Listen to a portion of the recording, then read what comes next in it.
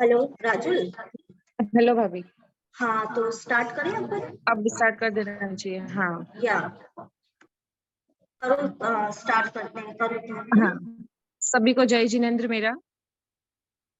गुजरात प्रांतीय मारवाड़ी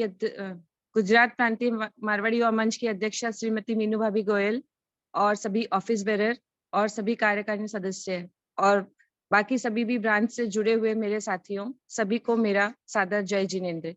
आज पर्यावरण दिवस है, उसकी सभी को बहुत बहुत हार्दिक बधाई और अभिनंदन। आज हम पर्यावरण दिवस के उपलक्ष्य में एक किचन गार्डन सीरीज शुरू करने जा रहे हैं गुजरात प्रांत की तरफ से। उसके लिए मीनू भाभी आपको थोड़ा सा संक्षिप्त में बताएंगे। ओवर टू मीनू भाभी।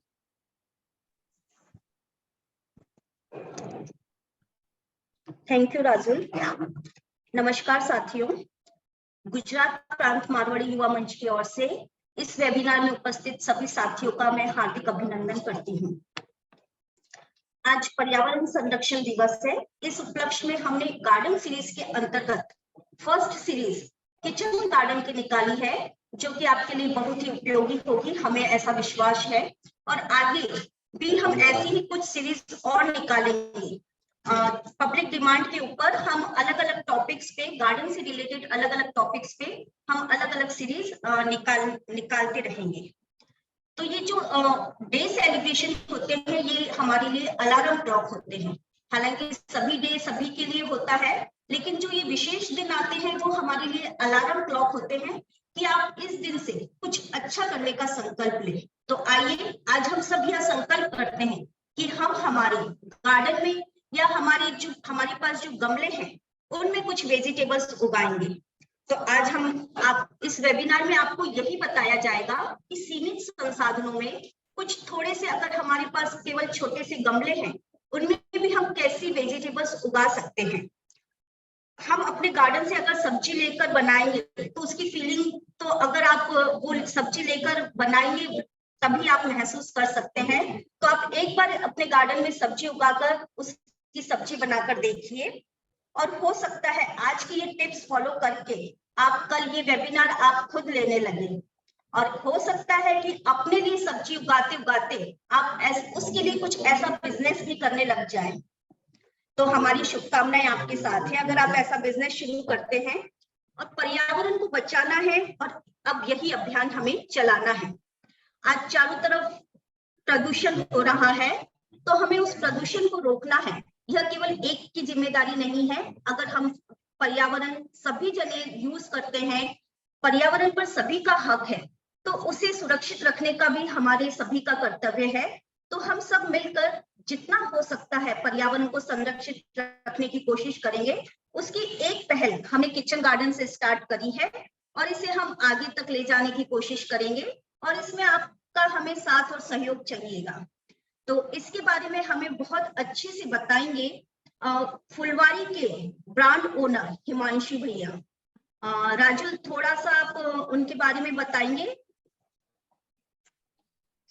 थैंक यू मीनू भाभी। आपने पर्यावरण सुरक्षा दिवस को कैसे मनाना चाहिए और किस तरह से हमको उसमें आगे भी काम करना चाहिए ताकि हम एक हेल्दी लाइफ जी सके, इसके बारे में जो बहुत ही संक्षिप्त में बताया है, बहुत अच्छा बताया है। और हम किचन गार्डन की इस सीरीज को शुरू करने के लिए जो भी पूरी डिटेल्स हमको फुलवारी के ओनर हिमांशु भैया जो बताएंगे। ओवर टू हिमांशु भैया। सभी मेंबर्स को मेरा नमस्कार। तो जैसे मीनू भाभी ने और राजुल भाभी ने आपको ब्रीफ इंट्रोडक्शन तो दे ही दिया है कि ये टॉपिक किस बारे में है और इसकी इम्पोर्टेंस क्या है और मैं कौन हूँ और मैं क्या करता हूँ। अब मैं इसको आगे लेके जाता हूँ। पहले आप लोगों का सबका इंटरेस्ट इस टॉपिक के साथ बन जाए, उसके लिए मैं बता दूं कि मैं मतलब फैमिली बिजनेस नहीं है मेरा ये। मैं मैकेनिकल इंजीनियर हूँ और मैंने मेरी कॉर्पोरेट जॉब छोड़ के इस बिजनेस को शुरू करा है मेरे इंटरेस्ट की वजह से।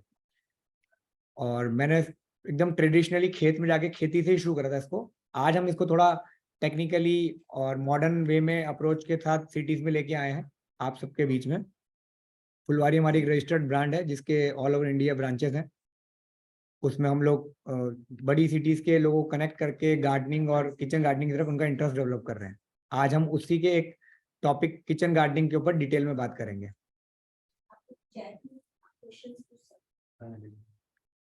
अगर आपको किसी को भी कोई क्वेश्चन ड्यूरिंग दी वेबिनार लगे कि मुझे पूछना है तो आप चैट में उसको ड्रॉप कर दीजिएगा, वेबिनार कंप्लीट होने का उसका आंसर देंगे।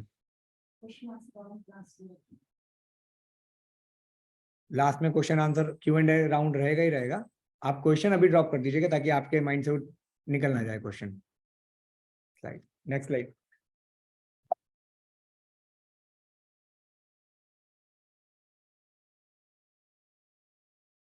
तो सबसे बेसिक जो चीज हमें चाहिए किचन गार्डन को घर में करने के लिए, जिन लोगों के पास घर में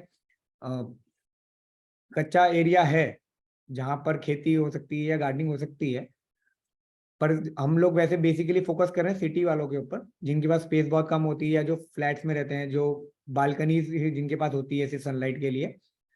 तो आपको सबसे पहले पॉट नीडेड रहेगा। पॉट कोई से भी मटेरियल का हो सकता है, प्रिफर्ड जो है वो मिट्टी का मड पॉट, मिट्टी का गमला है। अगर मिट्टी का गमला आपके पास नहीं है या कोई गमला पहले से है या मिट्टी का गमला आपके यहाँ नहीं मिल रहा है तो आप कोई सा भी पॉट ले सकते हैं जिसमें सिरामिक हो, प्लास्टिक हो, मेटल हो, कोई भी मटेरियल हो सकता है। जो इंपॉर्टेंस रहेगी नीचे ड्रेनेज होल की, नीचे जो होल रहेगा, एक खड्डा रहेगा पॉट के नीचे, वो अच्छा बड़ा होना चाहिए, या अगर आप छोटे कर रहे हैं तो मल्टीपल होने चाहिए, 4-5 होने चाहिए ताकि पानी अच्छे से ड्रेन आउट हो सके। कभी भी हम पॉट में वेजिटेबल उगाएं या कोई भी प्लांट लगाएं, सबसे मोस्ट इंपॉर्टेंट थिंग होती है ड्रेनेज। अगर ड्रेनेज प्रॉपर रहेगा, पानी बराबर निकलेगा तो प्लांट की हेल्थ अच्छी रहेगी। अगर पानी उसमें भरा हुआ रहेगा तो फंगस डेवलप होने का, डिजीजेस आने का, पेस्ट आने के बहुत चांसेस रहते हैं। इसलिए ड्रेनेज प्रॉपर होनी चाहिए, आपको इस चीज का ध्यान देना है। अगर आप नया पॉट खरीदने जा रहे हैं तो मिट्टी को प्रेफर करें। उसके बाद हमारा जो नेक्स्ट स्टेप रहेगा, जब हमारे हाथ में पॉट आ गया है तो हम ग्रेवल्स, जिसको हिंदी में पत्थर बोला जाता है या भाटा बोला जाता है, छोटे छोटे से, वो लेके उन पॉट्स को ब्लॉक करेंगे। वो ग्रेवल का शेप जो है, वो ग्रेवल का शेप है वो अनयूनिफॉर्म होना चाहिए, यूनिफॉर्म नहीं होना चाहिए, ताकि वो उसमें थोड़ी स्पेसेस भी रहें, वो होल को ब्लॉक भी करे पर कंप्लीटली ब्लॉक ना भी करे, पानी निकल जाए पर जो मटेरियल हमने अंदर भरा होगा, सॉइल और फर्टिलाइजर, वो उसमें से ना पास आउट हो पाए। इस चीज का हमें ध्यान रखना है। ग्रेवल को बहुत प्रॉपर तरीके से प्लेस कर देना है होल के ऊपर, जितने होल हमने उसमें करें। अगर मिट्टी का पॉट है तो होल करा हुआ आएगा, सिंगल होल। अगर आप प्लास्टिक का पॉट ले रहे हैं तो आप होल खुद करते हैं ड्रिल मशीन, तो आप उसमें कितने भी होल कर सकते हैं। अब जब ग्रेवल आपने रख दिया, उसका नेक्स्ट स्टेप है कि आप उसके अंदर कोकोपीट की एक 1/2 इंच की या 1 इंच की लेयर उसमें बनाएंगे। कोकोपीट क्या होता है? कोकोपीट एक तरीके की खाद है। जो नारियल होता है, नारियल का जो ऊपर छिलका होता है, उसको सड़ाने के बाद या उसको टुकड़े करने के बाद, ग्राइंड करने के बाद छोटे छोटे पीसेस बनते हैं, तो कोकोपीट फर्टिलाइजर बोलते हैं। आप उसको मार्केट से किसी भी नर्सरी से खरीद सकते हैं, ऑनलाइन मंगा सकते हैं, या फिर आप घर में अगर नारियल यूज कर रहे हैं पूजा पाठ या किसी खाने पीने के लिए भी, उसके जो ऊपर के थ्रेड्स आएंगे उससे भी आप उसको बना सकते हैं। अब घर में ही अपने फर्टिलाइजर कैसे रेडी करना है, इस पे हम एक सीरीज के अंदर नेक्स्ट वीडियो पूरा डिटेल में लेंगे। Next slide.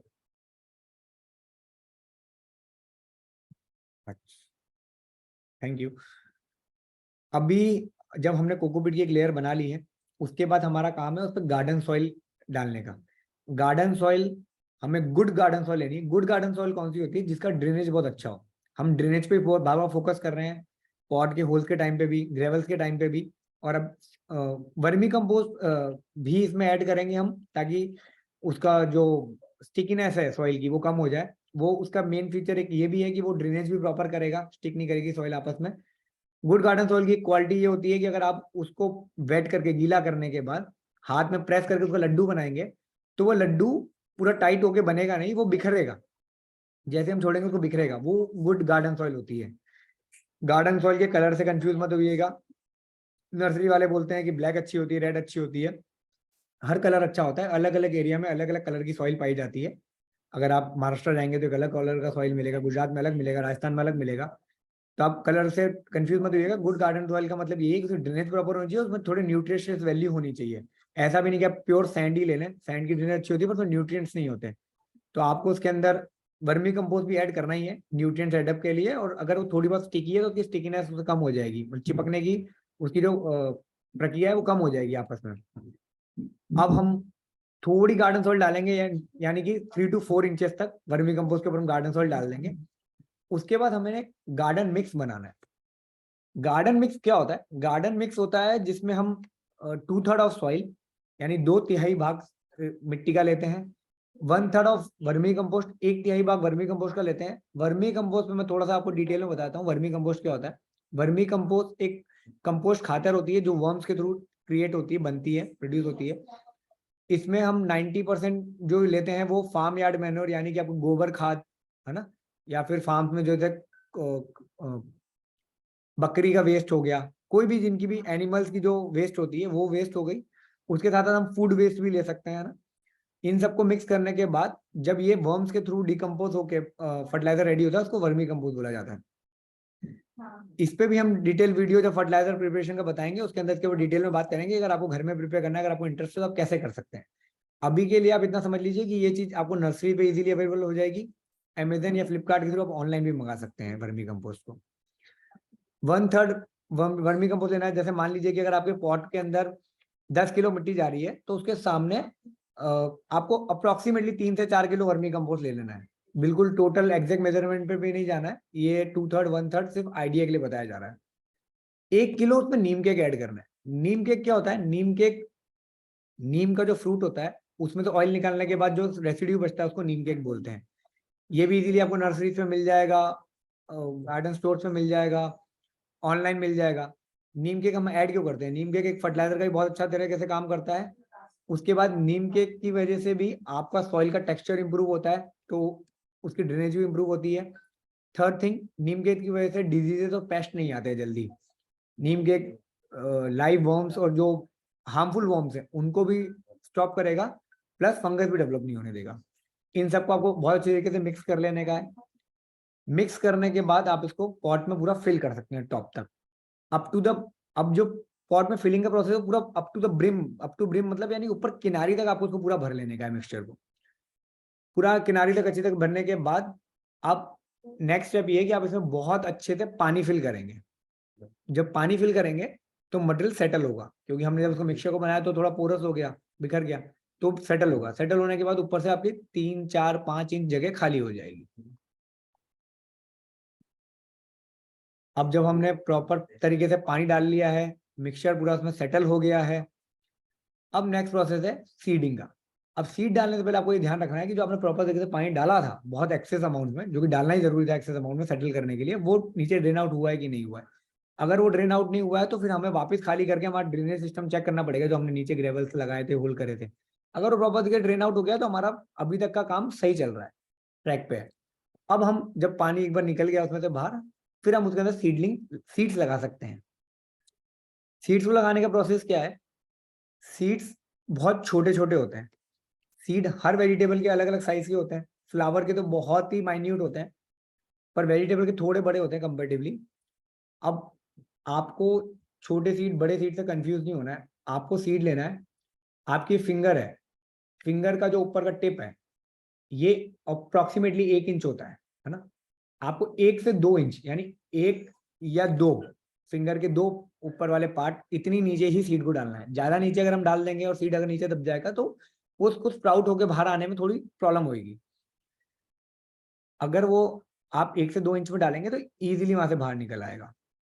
1 से 2 इंच तक उसको अंदर डाल के ऊपर मिट्टी से वापस को कवर कर देना है। वही मिट्टी जो पॉट के अंदर है उसको ही हाथ से आपको ऐसे लेवल कर देना है ताकि वो सीड अंदर चला जाए, कवर हो जाए मिट्टी के नीचे। अब हमने जो मिट्टी के नीचे सीड को कवर करा वो इसलिए करा ताकि हम उसको डार्कनेस की फील देना चाहते हैं। कोई भी चीज का जब दुनिया में आती है, प्रोड्यूस होती है, पैदा होती है, नेचुरल चीज भगवान की चीज, वो अंधेरे में होती है। खेती पूरी की पूरी ऐसे ही करी जाती है कि उसको जमीन के नीचे ही डाला जाता है ताकि वहां पर कोई सनलाइट ना मिले और वो वहां पर ग्रो के बाहर आ सके, स्प्राउट हो सके। हमने ज्यादा नीचे नहीं डाला है और प्लस सनलाइट ज्यादा आ सकती है, इसलिए हम प्रिकॉशनरी एक ब्लैक कलर का कपड़ा लेंगे। वो कॉटन का भी हो सकता है, वो कोई सा भी हो सकता है। अगर आपके पास घर में कपड़ा नहीं अवेलेबल है और आप खरीदना नहीं चाहते हैं तो आप कोई भी बाल्टी या कुछ भी चीज उस पे पॉट पे उसके ऊपर के सरकमफेरेंस के बराबर की यानी सेम साइज की उसके ऊपर उल्टा रख सकते हैं। सीड के वो प्रेशर नहीं आना चाहिए, सिर्फ डार्कनेस होनी चाहिए। डार्कनेस की सीड को ग्रो करने के लिए नेसेसरी है, जो कि मैं आपको पहले बता चुका हूँ। अब आपने एक बार कपड़े से उसको ढक दिया, कपड़े से ढकने के बाद आपको 1 दिन 2 दिन बाद उसको चेक करना है कपड़ा हटा के कि नीचे जो मिक्सचर था, सॉइल थी जिसमें हमने सीड डाला है, उसमें मॉइस्चर है कि नहीं है। उसमें मॉइस्चर रहना बहुत जरूरी है। अगर वो सूख जाता है तो सीड ग्रो होते होते रुक सकता है और वहीं के वहीं मर भी सकता है, डेड हो सकता है। अब जो पानी डालना है, अगर मॉइस्चर 1 दिन या 2 दिन बाद, जैसे डिपेंड करता है कि वहाँ सनलाइट कितनी आ रही है, उस पर डिपेंड करेगा कि मॉइस्चर कितनी देर में उड़ेगा। वो एक टेन्योर फिक्स नहीं होता। वो आपके यहाँ, आप कौन सी सिटी में है, वहाँ पर सनलाइट कितनी है, वहाँ टेम्परेचर क्या है, आपने घर के कैसे एरिया में उसको रखा है, डायरेक्ट सनलाइट में रखा है कि बालकनी में रखा है, इनडायरेक्ट सनलाइट आ रही है, उस सब पर डिपेंड करेगा कि मॉइस्चर कितने टाइम में उड़ेगा। तो आपको उसको फिजिकली चेक करते रहना पड़ेगा। कपड़ा हटा के या बाल्टी रखा है, जो भी रखा है, उसको हटा हटा के उसको चेक करना पड़ेगा। अगर आपने कपड़ा रखा है या बाल्टी रखी है तो आप फिर देखेंगे कि मॉइस्चर उड़ गया। मॉइस्चर उड़ने के बाद ना आपको उसको स्प्रिंकलर करना है। अगर आपके पास जो फोटो में दिखाया गया स्प्रिंकलर वाटर के यहाँ पर ऐसा स्प्रेयर पंप है तो आप इससे स्प्रे करें, ताकि बहुत माइन्यूट पार्टिकल जाए, मतलब बहुत बारीक बारीक बूंदें जाए पानी की उसके ऊपर, ताकि अगर वो उग रहा हो, ग्रो हो रहा हो, तो उसको पानी के प्रेशर से भी नुकसान ना हो। अगर आपके पास ऐसा कुछ अवेलेबल नहीं है, मैं आपको हर जगह दूसरा ऑप्शन दूंगा कि अगर आपके पास कोई टेक्निकल चीज अवेलेबल नहीं है तो उसको देसी तरीके से कैसे करा जा सकता है।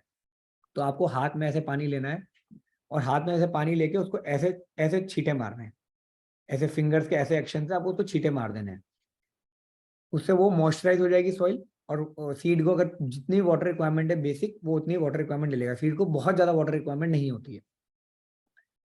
अब यहां तक हमारा प्रोसेस जो था वो सोइंग दी सीड, सीड को सो करने का प्रोसेस पूरा होता है।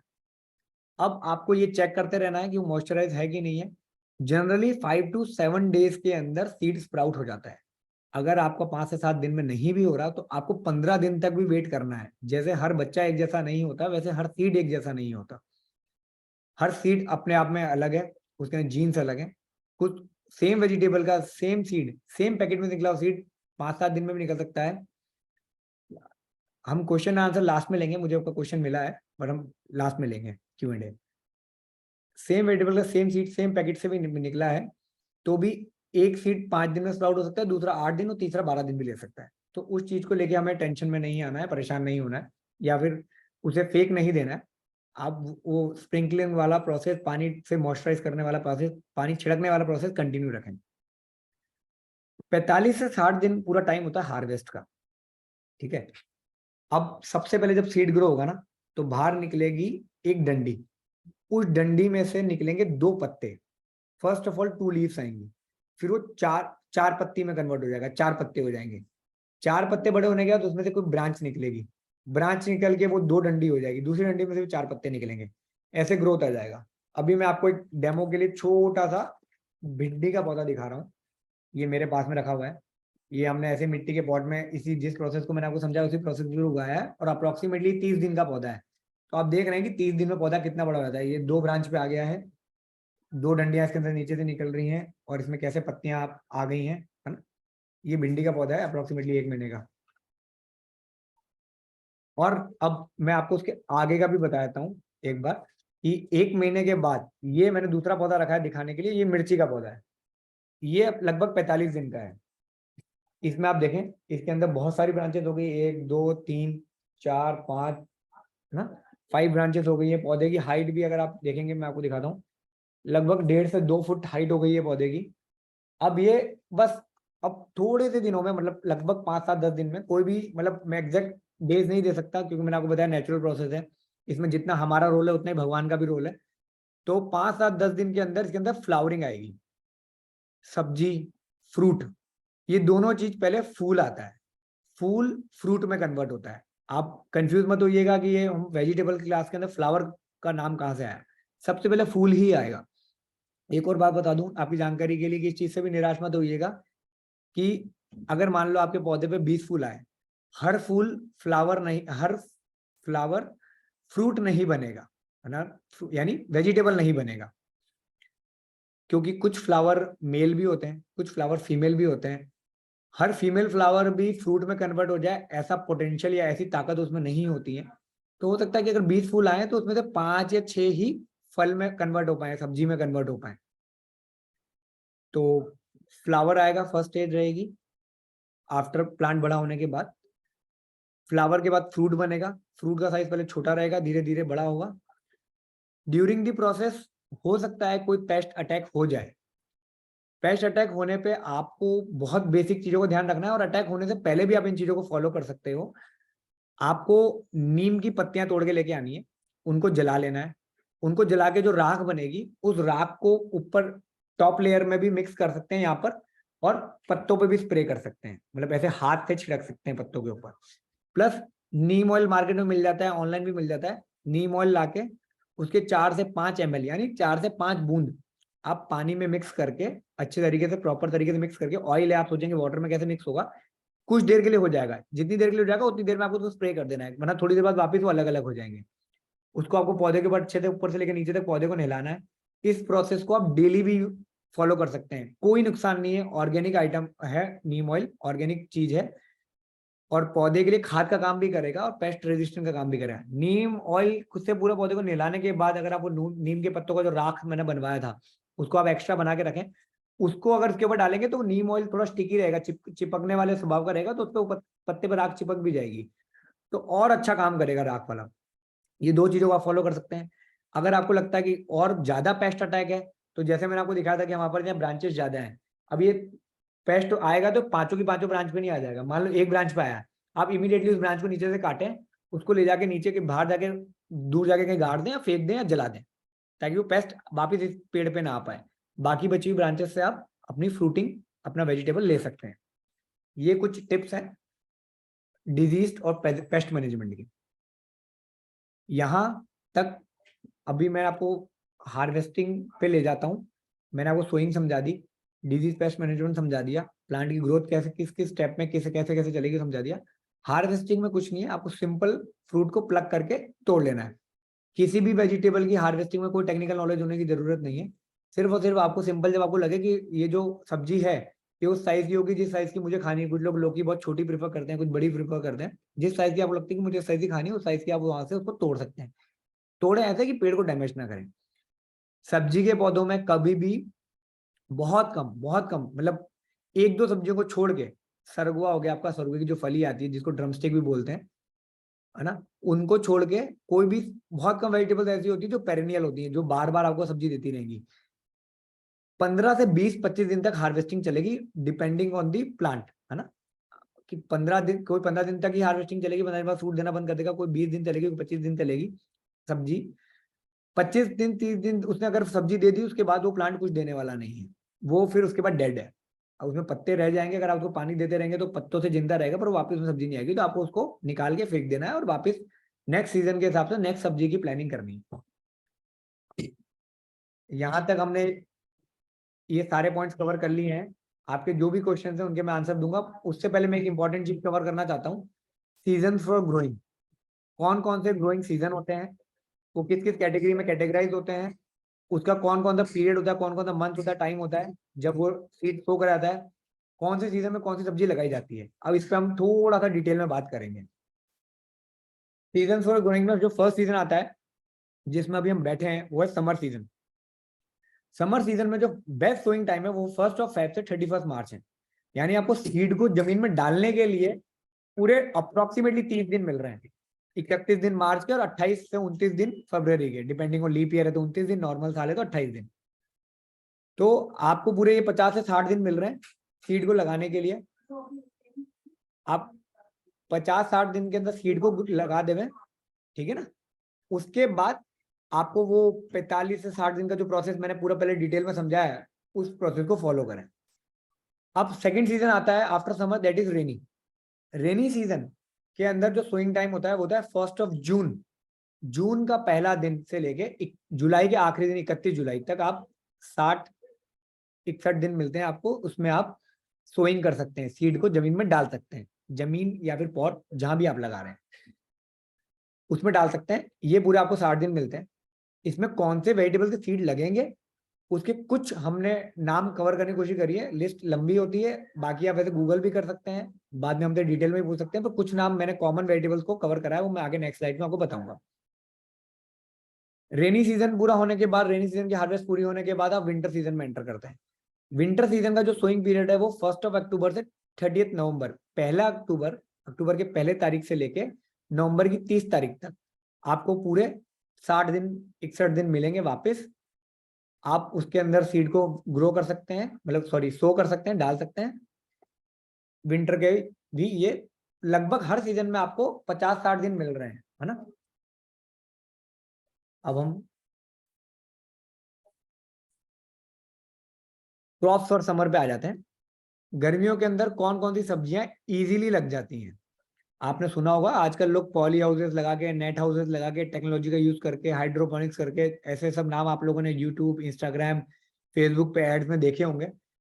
किसी भी सीजन में कोई सी भी सब्जी लग रहे हैं, लगती भी है, पॉसिबल भी है, टेक्निकली इम्पॉसिबल नहीं है।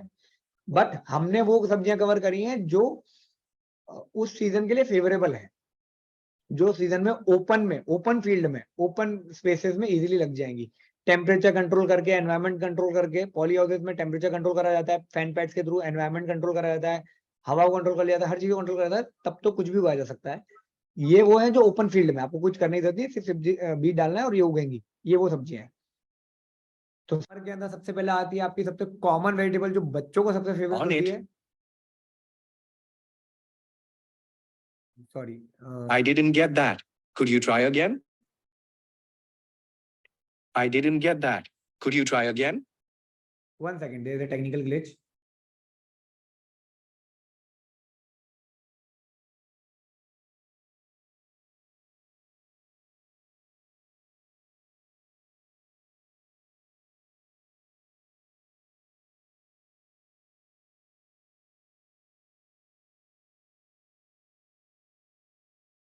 नहीं हो गया। Welcome back. कुछ टेक्निकल ग्लिच आ गया था लैपटॉप में। तो पहली सब्जी भिंडी थी, जिसको टेक्निकली ओकरा भी बोला जाता है। आपको अगर सीड सर्च करने होंगे तो गूगल पे या अमेजन पे ओकरा के नाम से मिलेंगे। ये बच्चों की सबसे फेवरेट वेजिटेबल होती है। अगर आप इसको उगाते हैं तो मेरे हिसाब से ये तो हर किसी के घर में कंज्यूम होती होगी, हर कोई घर में खाता ही है भिंडी को। और भिंडी हो भी बहुत ईजिली जाती है। भिंडी में बहुत रॉकेट साइंस नहीं है, बहुत ज्यादा पेस्ट अटैक भी नहीं आता, थोड़ा बहुत आता है पर बहुत ज्यादा नहीं आता। उसके लिए मैं आपको पहले ही बता चुका हूँ क्या क्या करना है। अब सेकंड वेजिटेबल जो है ग्वार, जो कि बहुत ही अच्छी क्रॉप है। इसको लेग्यूमिनस क्रॉप बोला जाता है। इसके रूट्स में एक बैक्टीरिया भी होता है जिसका नाम एजेक्टोबैक्टर बैक्टीरिया होता है ना। ये अगर आप अपने, अगर पास गार्डन स्पेस है और उसमें लगाते हो तो ये सॉइल के अंदर टेक्सचर इंप्रूव करता है, न्यूट्रिएंट्स बढ़ाता है। हवा में जो फ्री नाइट्रोजन है ना, बैक्टीरिया उस नाइट्रोजन को तोड़ के जमीन में मिला देता है। इस बैक्टीरिया में इतनी पावर होती है। तो ये सॉइल के टेक्सचर को, अगर आपके पास गार्डनिंग है, फ्लावर है, तो उसको भी इंप्रूव करने के लिए हेल्प करेगा। प्लस ये अपने आप में जो सब्जी है ये भी बहुत न्यूट्रिशियस है। उसके बेनिफिट मुझे लग रहा है कि मुझे माओ को बताने की जरूरत नहीं है, वो मुझसे ज्यादा जानती हैं कि ग्वार कितनी अच्छी सब्जी है। थर्ड वेजिटेबल है लौकी, बॉटल गॉर्ड। ये मुझे लगता है दुनिया की सबसे आसान सब्जी है उगाना, सबसे आसान। और इसमें इतनी क्रॉप निकलती है, इतनी इतनी ज्यादा वेजिटेबल निकलेगी इसमें से, इतना ज्यादा प्रोडक्शन निकलेगा कि अगर एक घर में लगेगा ना तो उस सोसाइटी के, उस मोहल्ले के 10 घर उसी घर की उगी हुई लौकी खाएंगे। और उस घर के अंदर भी लौकी का हलवा भी बनेगा, सूप भी बनेगा, सब्जी भी बनेगी। इतनी लौकी फेंकता है। और लौकी में कोई बीमारी भी नहीं आती, कोई पेस्ट भी नहीं आता। और साइज भी अच्छा बड़ा बड़ा निकलता है। 5-5 किलो की लौकी, 4-4 किलो की लौकी बनती है। तो लौकी मैं सबको सजेस्ट करूंगा कि लौकी से शुरुआत करें। ये थोड़ी बेल टाइप होती है, क्रीपर होता है इसका, ये बेल की तरह चलेगी। तो इसके लिए बस आपको, अगर आप बालकनी में कर रहे हैं तो रेलिंग के ऊपर कोई रस्सी बांधनी पड़ेगी, नारियल की जो आती है रस्सी, वो बांधनी पड़ेगी। अगर आप दीवार की साइड कर रहे हैं तो दीवार के ऊपर एक कील लगा के, गाड़ के, और उसके ऊपर रस्सी बांध के उस पर इसकी बेल चला सकते हैं।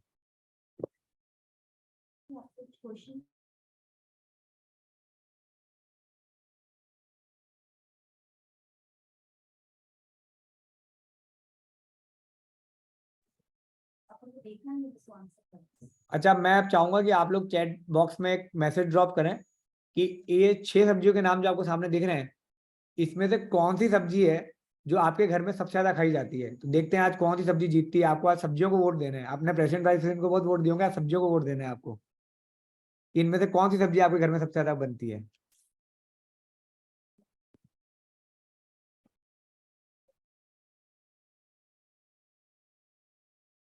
मैं सबके जवाब का इंतजार कर रहा हूँ। देखो, पहला वोट तो भिंडी को ही आया, जो मेरी भी बचपन से फेवरेट है। चलिए, इसके बाद जो नेक्स्ट वेजिटेबल बोल सकते हैं, फ्रूट बोल सकते हैं वैसे, मेनली वाटरमेलन, तरबूज। ये भी आप इजीली गमले में घर पे उगा सकते हैं। 1 से 2 तरबूज ही आ पाएंगे, पर 2 तरबूज भी अगर आप खुद उगा के खाएंगे ना तो वो ज्यादा मीठे लगेंगे। तो तरबूज को आप इजीली घर पे उगा सकते हैं। खरबूजे को आप घर पे उगा सकते हैं, मस्क मेलन को। ये दोनों ही ऐसे फ्रूट हैं जो हेल्थ के लिए बहुत अच्छे होते हैं और जनरली हर घर में खाए जाते हैं। उसके बाद तुरई, ये भी same to same bottle gourd के नेचर की है, लौकी के नेचर की है, दूधी के नेचर की है, आप जो भी उसका नाम लेते हो लौकी के बॉटल गॉर्ड के लिए सेम नेचर का वेजिटेबल है तुरई, जिसको इंग्लिश में रिच गॉर्ड बोलते हैं। रिच गॉर्ड के नाम से आपको सीड इजीली मिल जाएगा। ये भी बेल बनेगी इसकी भी, इसमें भी कोई बीमारी नहीं आती, बहुत इजीली उग जाता है और बहुत ज्यादा प्रोडक्शन देता है ये भी। अब हम नेक्स्ट सीजन की क्रॉप पे जा रहे हैं। नेक्स्ट सीजन की क्रॉप जो है ना वो रेनी सीजन है। उसकी नेक्स्ट सीजन की रेनी की क्रॉप जो है वो है टमाटो, है ना, जो कि हर सब्जी में डालना मतलब एसेंशियल है। ये ऐसी सब्जी है जो हर दूसरी सब्जी में जाती है, तो टमाटर को आप बहुत इजीली उगा सकते हैं। उसके बाद मिर्ची है, मिर्ची भी मेरे हिसाब से हर सब्जी में डलती है, ये भी बहुत कॉमनली यूज है ना, बहुत आसानी से इस्तेमाल करी जाने वाली चीज है मिर्ची भी। वैसे हमारे घर की भाभियां तो सब्जी वाले से फ्री में भी ले लेती धनिया मिर्ची, पर फिर भी वो जो फ्री में ली हुई मिर्ची से ज्यादा स्वाद है ना खुद की उगाई हुई मिर्ची में आएगा, ये मैं आपको गारंटी करता हूँ। लौकी रेनी सीजन में आप वापस उगा सकते हैं। लौकी ऐसी वेजिटेबल है जो 2 सीजन में इजीली उग जाती है। भिंडी को भी आप रेनी सीजन में दोबारा उगा सकते हैं, वो भी दोनों सीजन में उग जाती है। रेनी सीजन में थोड़ा पेस्ट अटैक ज्यादा होता है क्योंकि हवा में मॉइस्चर ज्यादा होता है, नमी ज्यादा होती है, तो पेस्ट फंगस डिजीज थोड़े जल्दी डेवलप होते हैं। तो अगर मैं प्रीफर आपको सजेस्ट करूंगा कि आप लौकी भिंडी इनको गर्मियों में उगा लें, रेनी में भी उगाएं। आप जब थोड़ा एक्सपर्ट हो जाएंगे तो फिर आपको रेनी में भी उनको कैसे कंट्रोल करना है, कैसे हैंडल करना है, आपको समझ में आ जाएगा। 5th वेजिटेबल है वो बैंगन, ब्रिंजल, जो बच्चों को सबसे कम पसंद होती है। मुझे तो एटलीस्ट बचपन में सबसे कम पसंद थी। तो बैंगन आप उगा सकते हैं। उसके बाद गुआर, जिस पे हमने लास्ट समर सीजन में बात करी थी, समर सीजन के ऊपर कि वहां भी उग सकती है, यहाँ भी उग सकती है। अब नेक्स्ट सीजन में हम जाएंगे। नेक्स्ट सीजन है विंटर। विंटर में वापिस आप टमाटो उग जाएगा ना, मिर्ची उग जाएगी जो कि हमारे रेनी में उग रही थी। फूल गोभी, ये शायद मुझे लगता है भिंडी के बाद दूसरे नंबर पर रैंक में आती होगी, जो बच्चों को बहुत पसंद होती है फूल गोभी, है ना। फूल गोभी आप इजीली उगा सकते हैं। फूल गोभी के अंदर भी एक प्लांट में से 4 या 5 फूल गोभी आ पाएगी। वैसे तो अच्छा बड़े साइज की लेते हैं, 2-3 ही आती हैं, पर वो 2-3 फूल गोभी भी अगर आप खुद उगा के खा रहे हैं तो अलग ही मजा आएगा। धनिया आराम से विंटर में उगा सकते हैं। धनिया आप जितना चाहे उगाएं, धनिया इजीली उग जाता है, उसको सिर्फ स्प्रेड ही करना होता है। धनिये के लिए आप थोड़ा गमला भी ज्यादा ले लें या फिर बड़ा लंबा रेक्टेंगुलर ट्रे वाला ले लें, है ना, लंबचौरस शेप का। उसके बाद बैंगन वापस सर्दियों में उगाया जा सकता है। पालक के साथ सेम धनिया वाला कंसेप्ट है, पालक और धनिया एक जैसे उगते हैं। और जैसे धनिया को आपने सीड को डाला था वैसे इसके भी सीड को ऐसे बिखेर के डालना है।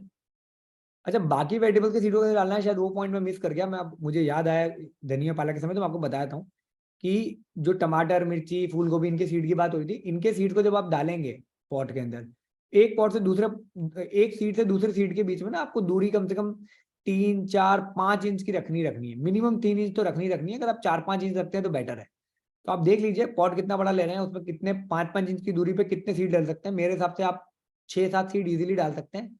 इससे ऊपर जाइएगा मत। इन अदर वेजिटेबल्स धनिया और पालक ऐसा है जिसमें आप पूरा मतलब एकदम बिखेर के लेयर बना सकते हैं, उसमें आधा इंच की दूरी पे भी सीड को लगाया जा सकता है, उसके अंदर कोई ऐसी परेशानी नहीं है। तो thank you all, this is from my side. मेरी तरफ से इतना ही था। अब नेक्स्ट जो सेशन है वो एक Q&A है, जिसमें आप लोगों को बोलना है, मैं आपके सवाल सुन के जवाब दूंगा। आप अपना जिनको बोलने की परमिशन है वो बोल सकते हैं, जिनको बोलने की परमिशन नहीं है इसमें वेबिनार में वो अपना हैंड रेज करें तो उनको हम परमिट कर देंगे, या फिर आप इजीली आपका चैट बॉक्स में मैसेज भी ड्रॉप कर सकते हैं, मैं वहां से पढ़ के भी आपको जवाब दे दूंगा। जिसमें पहले जिनके क्वेश्चंस आए हुए हैं मैं सबसे पहले उनको एड्रेस कर लेता हूँ, उसके बाद फिर आप नेक्स्ट लोगों के जवाब में दूंगा।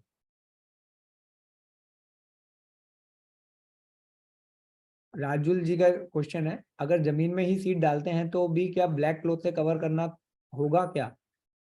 देखिए राजुल जी, ऐसा है कि वैसे तो जमीन में जब हम डाल रहे हैं या पॉट में डाल रहे हैं और हमने उसको मिट्टी से कवर कर दिया एक बार, तो एक बार तो हमने उसके डार्कनेस का इंतजाम कर दिया जो डार्कनेस को चाहिए।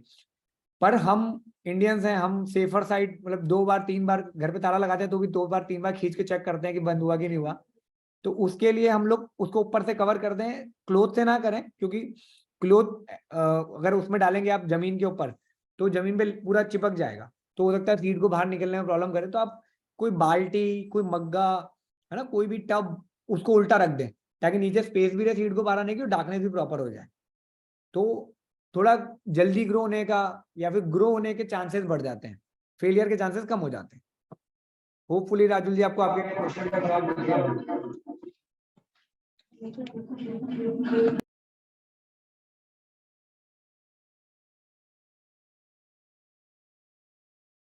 अच्छा, नेक्स्ट भी राजुल जी ने मैसेज ड्रॉप करा था कि वो भिंडी पहले से घर पे उगा के तोड़ के बना रही हैं।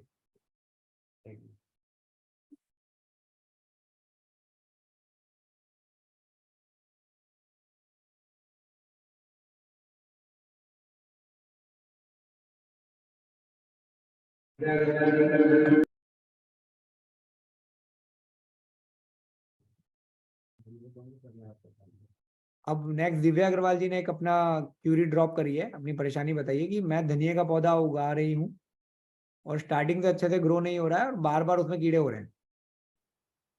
दिव्या जी, मेरा मानना है कि मैंने तो पूरा प्रोसेस समझाया, उसमें कीड़े क्यों होते हैं और किस वजह से होते हैं उसको कवर करा है। अगर आप वो राख वाला, नीम ऑयल वाला अगर आप फॉलो करेंगे तो मेरे हिसाब से 99% नहीं होंगे। प्लस आप सीजन का ध्यान रखें, आप विंटर में उसको लगाएं तो विंटर में धनिया सबसे अच्छा होता है।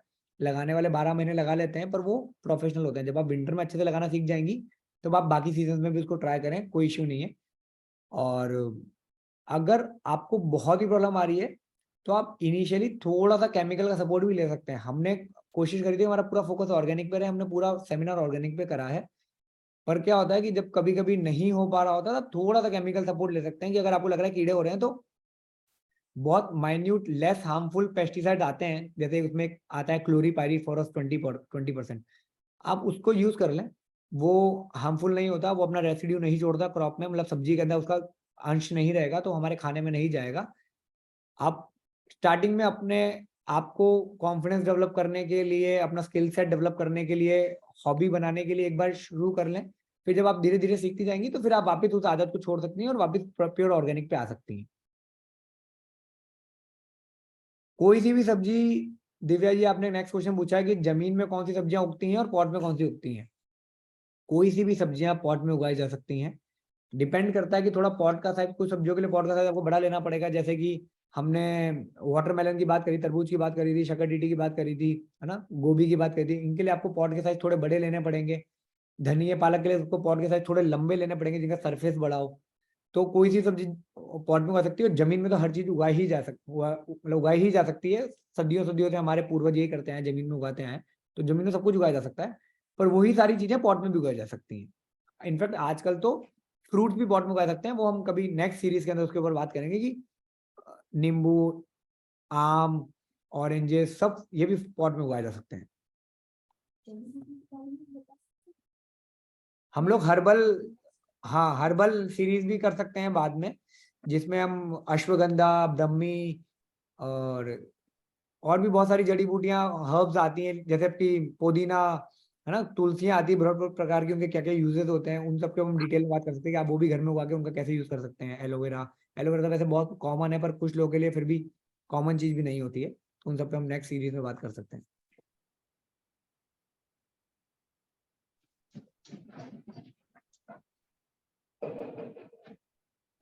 अब किसी का कोई क्वेश्चन? हाँ तो ले लीजिए। दिव्या जी, अभी किसी का कोई भी क्वेश्चन नहीं दिख रहा है। नींबू और कैप्सिकम के सीड मार्केट में से बाय करके उगाने चाहिए या घर में उसके वेजीज में से सीड निकाल के यूज कर सकते हैं? देखो, नींबू मैं प्रिफर नहीं करूंगा आपको, क्योंकि नींबू जो सीड से उगता है ना, वो फ्रूट देने में बहुत टाइम लगाता है, 5 साल, 6 साल, 7 साल, कभी कभी नहीं भी देता है, क्योंकि उसमें मेल फीमेल वाला कंसेप्ट भी होता है। नींबू आप कोशिश करो कि अच्छी ब्रांडेड नर्सरी से ग्राफ्टिंग वाला ले लो। ग्राफ्टिंग एक प्रोसेस होता है, उसके थ्रू जो सीड पेड़ बनाते हैं उसमें फ्रूट बहुत जल्दी आता है, उसमें सब्जी बहुत जल्दी आती है और अच्छी आती है। नींबू के टर्म्स में बात कर रहा हूँ, सिर्फ नींबू पे के लिए ही चीज को समझिएगा, दूसरी सब्जियों पे ना जाइएगा, है ना। लौकी के लिए आप घर वाले यूज कर सकते हो, पर क्या होता है कि जो सीड हम मार्केट से लेते हैं ना, उसके अंदर ना वो लोग उसको ट्रीटमेंट करके देते हैं, ताकि क्या होता है सीड को सॉइल में डालने के बाद कीड़ा उसको खा ना जाए। तो इसलिए उसके उगने की प्रोबेबिलिटी ज्यादा होती है। जो हम घर में लेते हैं वो ट्रीटेड नहीं होते हैं। तो या तो आप उसको बहुत सेफली डालें, उसका ध्यान रखें, तो आप उसको यूज कर सकते हो। वैसे लौकी में इतनी परेशानी आती नहीं है। कैप्सिकम भी आप कर सकते हो, पर कैप्सिकम में क्या होता है, देसी वैरायटी है, जल्दी उगती नहीं है। ओपन फील्ड वाली जो वैरायटी थी कैप्सिकम, मैक्सिमम जो हम लोग खाते हैं इंडिया में, वो सारे सारे पॉली हाउसेज में उगते हैं, कंट्रोल एनवायरनमेंट के अंदर। कैप्सिकम को डिजीज पेस्ट बहुत जल्दी लग जाते हैं। एक दो देसी वैरायटी आती है जो उगती है, पर उनका भी सीजन जो है ना वो कंस्टेंट था कि इस सीजन में उगेगी, इस टाइम पे उगेगी। और वो थोड़ा प्रोफेशनल अप्रोच है। मुझे लगता है कि अगर आप पहले नॉर्मल वेजिटेबल्स में अपना हाथ साफ कर लें, स्किल डेवलप कर लें, फिर अब इनको एक्सोटिक वेजिटेबल्स बोला जाता है, कैप्सिकम, ब्रोकली, पार्सले, है ना, ये सब एक्सोटिक वेजिटेबल्स हैं। फिर हम इनके ऊपर एक अलग से सेशन रख के इस पर बात कर सकते हैं। इनका थोड़ा सा डिटेल्ड और थोड़ा सा एक्सपर्ट आपको उसके अंदर रहना पड़ेगा काम करते वक्त। होपफुली दिव्या जी मैंने आपके क्वेश्चन का जवाब दे दिया होगा। भैया एक क्वेश्चन और और था। क्वेश्चंस किसी के? राजू तुम अनम्यूट हो शायद। हाँ जी, मैं एक क्वेश्चन भैया, क्या कभी कभी ज्यादा धूप होना भी सब्जियों के लिए नुकसान हो सकता है? भैया आपसे क्वेश्चन पूछिए।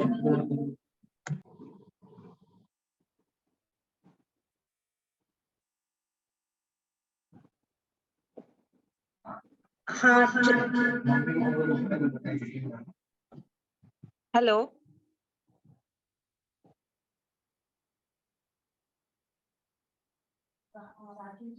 हाँ जी राजुल जी, सॉरी। हाँ जी हिमांशु भैया, मैं एक क्वेश्चन पूछ रही थी कि क्या कभी ज्यादा धूप लगती है तो भी सब्जियां जल सकती है?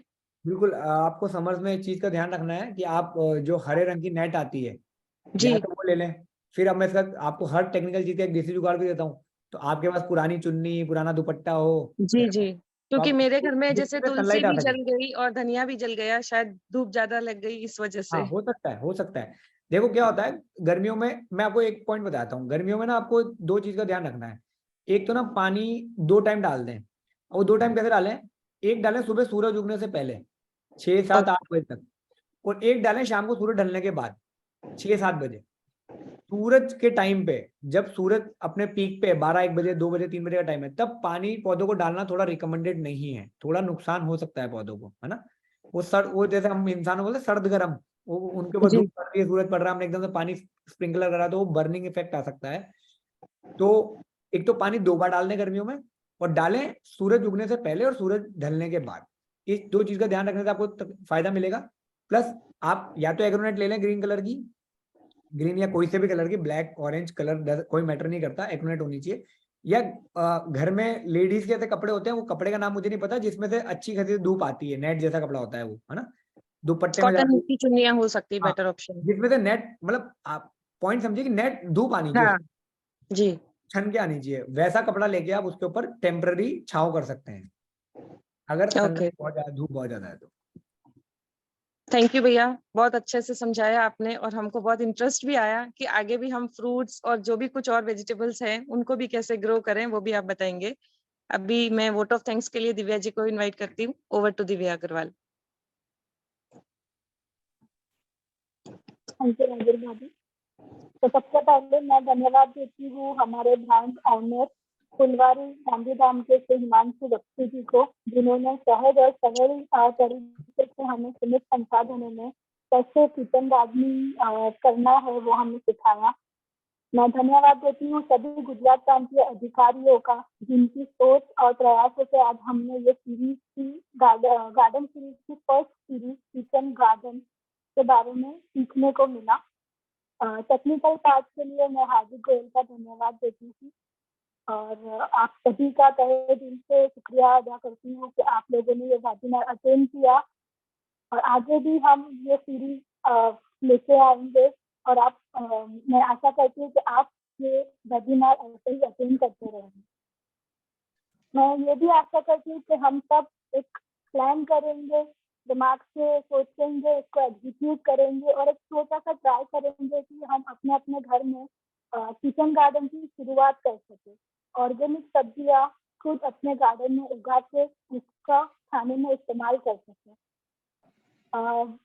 जैसे कि हम ये प्रोजेक्ट के बारे में डिसाइड करके काफी दिनों से सर्च आउट कर रहे थे, तो गूगल पे सर्च करते करते मुझे एक पोएम मिली। अगर मुझे 5 मिनट का टाइम हो तो क्या मैं ये पोएम बोल कर बता सकती हूँ? बिल्कुल दिव्या जी।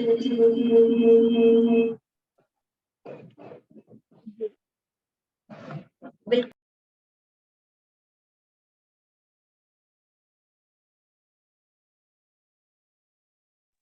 हाँ हाँ दिव्या जी बोलिए।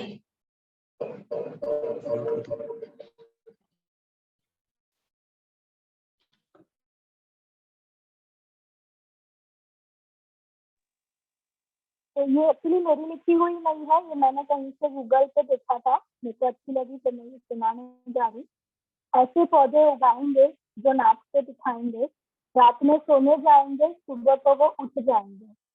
पाइप में उग जाएंगे, पानी वो पी पाएंगे, घर की खाद वो खाएंगे, फिर हमको सब्जी खिलाएंगे।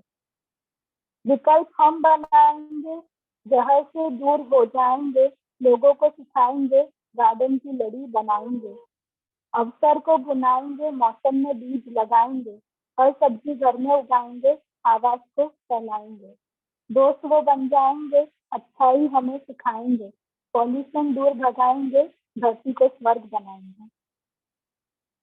ऐसे पौधे हम उगाएंगे। बहुत ही अच्छी दिव्या जी, बहुत ही अच्छी कविता है। तो जो इसमें बोला है वो हम करने की कोशिश करेंगे।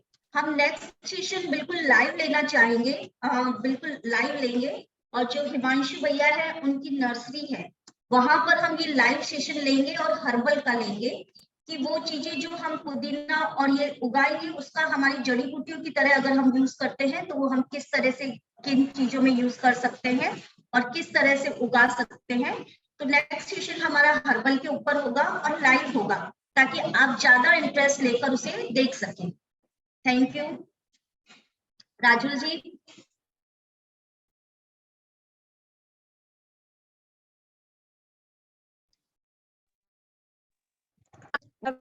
बस बहुत अच्छे से इंटरेस्ट, मैं यही चाहती हूँ कि आगे भी इसे हम कंटिन्यू करें और जो नॉलेज अभी आज कुछ पेंडिंग रह गई है वो हिमांशु भैया हमारे साथ नेक्स्ट में जरूर से शेयर करेंगे। और जब नेक्स्ट टाइम शायद हो सकता है कि हम कुछ प्लांट्स ग्रो करे हुए हमारे दिखाए भी सही कि हमने इतना अच्छे से ग्रो किया और हमको इतना मजा आया। सबको बहुत बहुत धन्यवाद, आप सबने अपना टाइम दिया और एक नया सोच, एक पर्यावरण दिवस के उपलक्ष्य में हमने जो एक नई सोच लेके इसको आगे बढ़ाया है कि हम किचन गार्डन की शुरुआत करें इसी पहल के साथ। सबका बहुत बहुत धन्यवाद। लीव करें भाभी? कुछ बोलना चाहते हैं? बस मैं हिमांशु भैया भी कुछ बोलना चाहते हैं। हिमांशु मैं मीनू भाभी को, राजुल जी को, दिव्या जी को और सभी पार्टिसिपेंट्स को थैंक यू कहना चाहता हूँ कि आपने बहुत पेशेंटली मुझे सुना, मुझे टाइम दिया और इस मंच पे आके आप सबको मेरा जो नॉलेज मैंने एक्सपीरियंस से गेन करी है वो शेयर करने का मौका दिया, तो उसके लिए आप सबका थैंक यू। अब आप सभी सच में जो अपने पॉट में वेजिटेबल्स ग्रो करेंगे उसकी पिक्चर्स हमारे ग्रुप में सेंड करेंगे तो हमें लगेगा कि हमारी वेबिनार सक्सेस गई है। जितने भी मेंबर्स ने ये अटेंड करी है वो कोशिश जरूर करिएगा कि अपने पॉट में, अपने गार्डन में ये सब्जियां जरूर से उगाएं। और नेक्स्ट सीरीज के लिए आपकी क्या राय है, आप क्या देखना चाहते हैं, उसके बारे में भी हमें मैसेज ड्रॉप कीजिएगा ताकि हम उससे रिलेटेड ही सीरीज बना सकें। और मैंने ये देखा है कि अगर थोड़ा सा लाइव बताते हैं तो वो ज्यादा इंटरेस्टेड लगता है। तो नेक्स्ट सीरीज बिल्कुल लाइव होगी, तो आप उसका इंतजार करिए। हम जल्द से जल्द नेक्स्ट सीरीज लेके आएंगे और आप सभी का बहुत बहुत धन्यवाद जो इस सीरीज से जुड़े। Thank you. Okay, thank you so much भाभी।